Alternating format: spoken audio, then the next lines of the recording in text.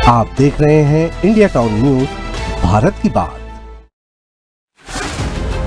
फिर बुरी तरह फंसे पूर्व मुख्यमंत्री भूपेश बघेल। महादेव सट्टेबाजी घोटाले के लाभार्थियों में से एक हैं भूपेश बघेल। भूपेश बघेल के खिलाफ एफआईआर दर्ज। सीबीआई ने बनाया 6 नंबर का आरोपी। क्या सच में भूपेश बघेल ने लिए थे 508 करोड़ रुपए? छत्तीसगढ़ के पूर्व मुख्यमंत्री भूपेश बघेल की मुश्किलें खत्म होने का नाम ही नहीं ले रही। एक के बाद एक मुसीबतों का पहाड़ उन पर टूट रहा है। तो इसी बीच ये खबर सामने आ रही है कि महादेव बैटिंग ऐप केस में सीबीआई ने भूपेश बघेल के खिलाफ एफआईआर दर्ज की है। जी हां, नमस्कार, स्वागत है आपका इंडिया टाउन न्यूज में। मैं हूं आपके साथ संजना कुशवाहा। भूपेश बघेल के साथ और भी कई लोगों के खिलाफ एफआईआर दर्ज किया गया है। तो आइए आपको भी बताते हैं कि आखिर क्यों भूपेश बघेल के खिलाफ एफआईआर दर्ज किया गया है, इसके साथ और किन लोगों पर एफआईआर दर्ज हुआ है। देखिए भूपेश बघेल को लेकर हमारी एक खास रिपोर्ट सिर्फ हमारे साथ।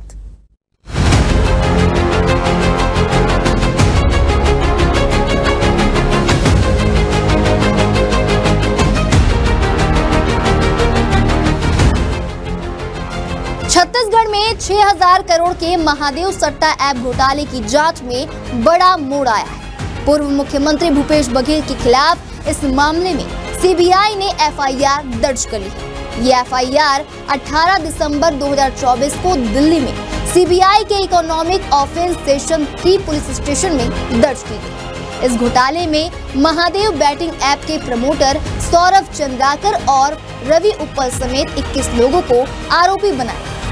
आरोप है कि पूर्ववर्ती सरकार के मुख्यमंत्री यानी कि भूपेश बघेल और कई पुलिस अधिकारियों ने प्रोटेक्शन मनी लेकर इस सट्टेबाजी को संरक्षण दिया। सीबीआई ने एफआईआर दर्ज होने के बाद देश भर में कई जगहों पर छापेमारी की थी। दिल्ली, छत्तीसगढ़, भोपाल और कोलकाता समेत कई स्थानों पर भूपेश बघेल और 60 अन्य आरोपियों के ठिकानों पर छापेमारी।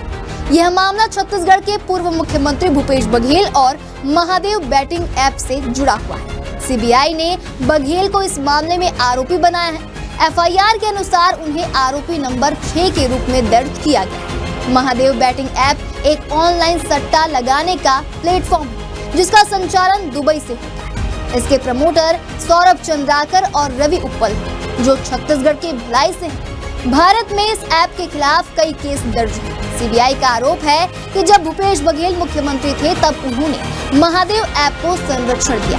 बदले में उन्हें 508 करोड़ रुपए की प्रोटेक्शन मनी मिली थी।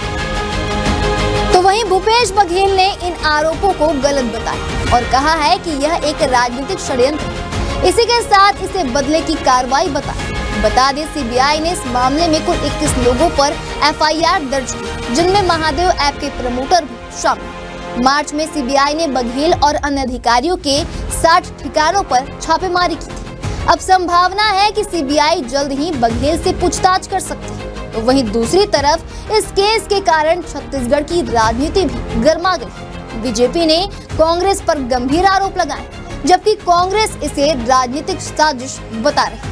विपक्ष निष्पक्ष जांच करने की मांग कर रही है। इस मामले में पूर्व मुख्यमंत्री भूपेश बघेल के खिलाफ एफआईआर दर्ज होने के बाद राज्य के डिप्टी मुख्यमंत्री अरुण साव ने बड़ा बयान दिया। उन्होंने कहा कि यह बहुत बड़ा सट्टेबाजी घोटाला जिसमें बड़े बड़े नेता और प्रभावशाली लोग शामिल थे। डिप्टी सीएम अरुण साव ने कहा कि महादेव ऐप के जरिए बहुत बड़ा सट्टे का व्यापार हुआ। जांच में सामने आ रहा है कि इसमें कई बड़े नाम शामिल। जिन लोगों के खिलाफ साक्ष्य मिलेंगे उनके खिलाफ एफआईआर दर्ज होगी। सीबीआई एजेंसी पूरी जांच करेगी और कानूनी कार्रवाई होगी। पूर्व मुख्यमंत्री भूपेश बघेल पर सीबीआई के एफआईआर को लेकर पीसीसी चीफ दीपक बैज ने कहा कि सीबीआई रेड के बाद 21 से अधिक लोगों पर एफआईआर किया गया। केंद्रीय एजेंसियों के जरिए ये हमें डराना चाहते हैं। उन्होंने सरकार पर आरोप लगाते हुए कहा कि मुख्य सरगना सौरभ चंद्राकर का नाम 8वें नंबर पर है, लेकिन भूपेश बघेल का नाम 6वें नंबर पर है। सरकार ने ऐसा करके मुख्य अभियुक्तियों को बचाने के लिए कार्य करने की मंशा स्पष्ट कर चुकी है। तो वहीं स्वास्थ्य मंत्री श्याम बिहारी जायसवाल ने पीसीसी चीफ दीपक बैज के बयान का पलटवार किया।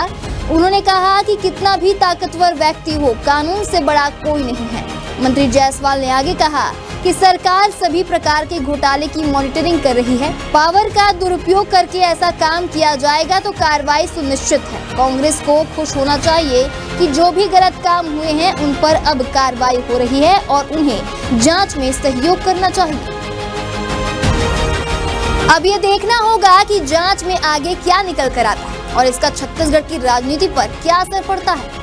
पक्ष और विपक्ष के नेता आरोप प्रत्यारोप का खेल खेलते हैं या फिर चुप्पी साधते हैं। ये मामला किस मोड़ पर आकर ठहरता है या फिर भूपेश बघेल की परेशानियां और बढ़ती हैं। क्या होगा और क्या नहीं होगा, ये तो आने वाला वक्त बताएगा। हम आपको सारी अपडेट देते रहेंगे। देखते रहिए इंडिया टाउन न्यूज, भारत की बात। आप देख रहे हैं इंडिया टाउन न्यूज, भारत की बात।